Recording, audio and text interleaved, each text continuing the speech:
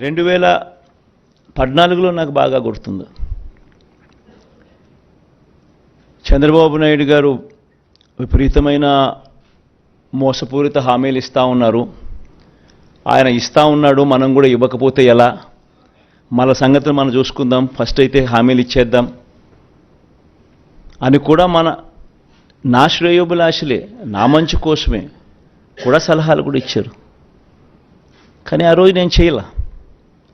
ఆ రోజు కూడా నేను చేయగలిగినటివి మాత్రమే చెప్పా.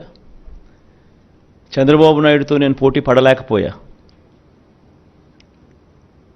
ఈరోజు నేను గర్వపడతా ఉన్నా. నాకు అధికారం 2014లో రాలేకపోయినప్పటికీ కూడా చరిత్రలో చరిత్రహీనుడిగా మిగిలిపోకుండా చేయగలిగినటివి మాత్రమే చెప్పి, అవి మాత్రమే చెప్పి చేసి చూపించి మళ్ళీ ప్రజల దగ్గరికి ఈరోజు చరిత్రలో ఒక హీరోగా ఈరోజు ప్రజల దగ్గరికి వెళ్తున్నాం. తేడా ఆ ప్రభుత్వానికి ఈ ప్రభుత్వానికి మధ్య తేడా గమనించండి.